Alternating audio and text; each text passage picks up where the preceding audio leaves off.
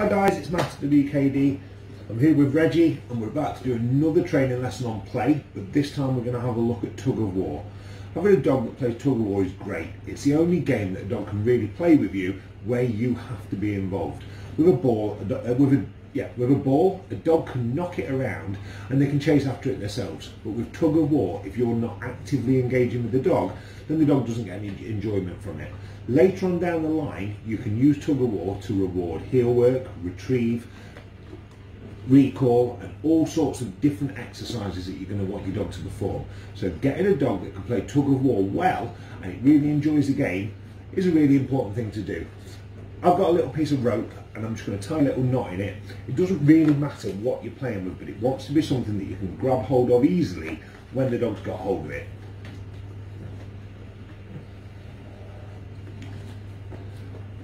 You'll notice at the moment that I'm being fairly relaxed with Reggie when he's mouthing at me and doing different things. We're going to deal with that in a couple of days' time when he knows me a little bit better. But it's worth noting that I haven't done anything to increase his enjoyment or the way that he finds it good fun. If you've got children, very quickly a puppy will find it really good fun to run around and grab hold of their trousers or their hands or their legs. And they do it to most people. It's because of the way that you fuss a puppy. I haven't done much fuss with Reggie at all at the moment, and I certainly haven't done any exciting fuss.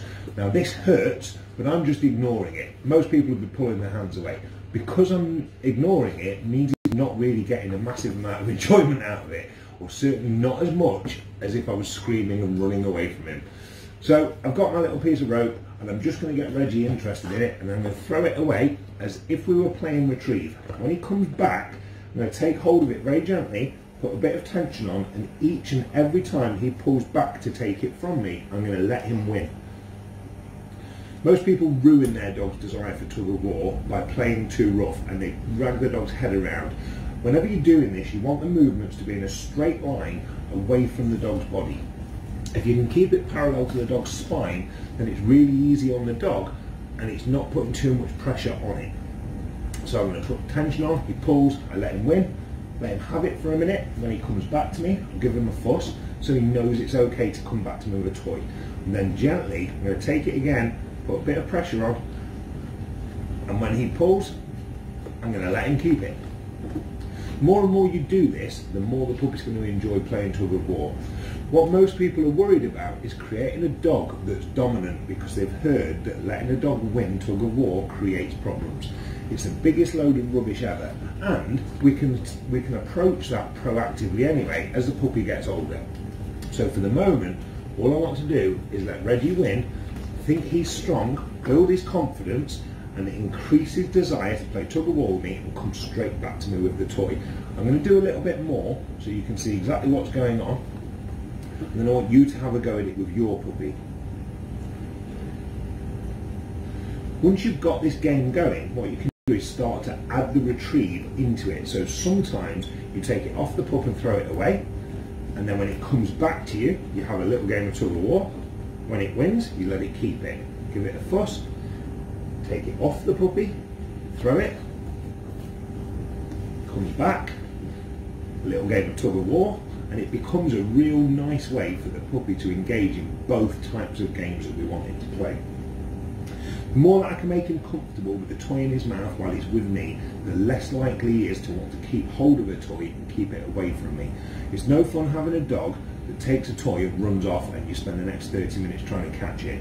So if you can build the desire in your dog to play tug of war and win and bring toys back to you without the fear of you taking it off them, then you're going to have a dog that loves to play. If you've got a dog that loves to play more than everything else, then you're never going to end up with problems when you're out and about, and you can also reward behaviours that you want to reward in a much higher way. For most dogs, once they hit a certain point in life, they find toys much more rewarding than food.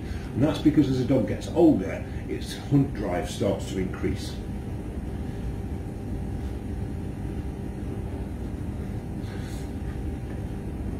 Doing this should also get me into a position where he's less likely to mouth and try and pull on my clothes or my beard or my hands, because he's getting the outlet for that exercise through the tug toy rather than trying to find his own outlet for it. If you can get your dog playing tug and playing retrieve, then very quickly you can end up in a position where it feels no need to grab hold of you because it just wants to play with its toys. And if you're doing that, then you're winning. Guys, I hope you found this useful. If you have, give it a like, give it a share, and if you know somebody who's raising a puppy, if you're not, then let them know about this. Or you can go across www.wkdonlinedogtraining.com and get yourself signed up for our online training platform. On there you'll find courses for puppies and for adult dogs dealing with all sorts of problems. You get lifetime access to anything that we ever release, and it's money back guaranteed, so if you're not happy with the results, you don't lose anything. I'm going to see you next time with another lesson with Reggie. Until then, happy training.